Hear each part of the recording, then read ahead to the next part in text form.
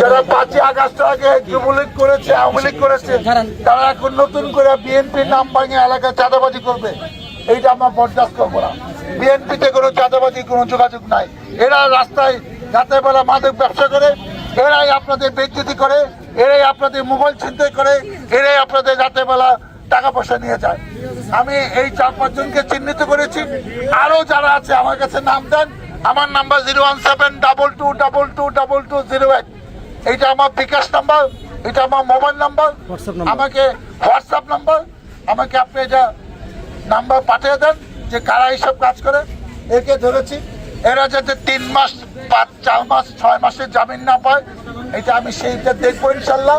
প্রশাসন কিভাবে, পুলিশ কিভাবে কাজ করে। আর যারা আছে এদেরকে খুঁজে বাই করেন, এদের এলাকায় ধরলে এটা ধৈর্য পুলিশের হাতে দিয়ে দেবেন। আপনি আজকে যেরকম ধৈর্য আটক রাখছেন, আমি আসছি, আবার আমাকে ফোন দেবেন, ধৈর্য আটক করেন, আমি এসে নিয়ে যাব পুলিশের সহায়তা। আমি এটা শান্তি নরসিংপুর, শান্তি মানিকগঞ্জ পড়া দেখতে চাই। আপনারা কষ্ট করে টাকা উপার্জন করেন, এইসব সন্ত্রাস চাঁদাবাজিদের টাকা দেওয়ার জন্য না। এটা কষ্টের টাকা। যারা চাকরি করে যত টাকায় বেতন পারে, অনেক কষ্টের টাকা, যে সেই টাকা এরা চাঁদাবাজে নিয়ে যাবে, তাদের হাতে আপনি জিম্মি থাকবেন, এটা হবে না।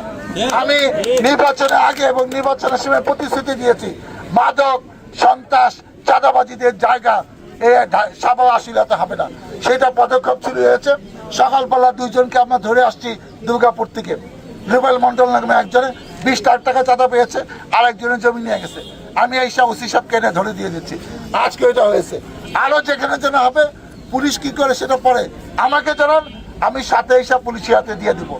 এই ব্যাপারে কোনো ছাড় নাই, কারণ ঈদের আগে এইসব আইন শৃঙ্খলা অবনীত হবে, রাস্তাঘাটে ছিনতাই হবে। আপনারা একটু চোখ কান খুলে চলেন। আমি 100 দিনের কর্মসূচি দিয়েছি। এর আগেই এই চাঁদাবাজ সন্ত্রাস নির্মূল করতে পারবো।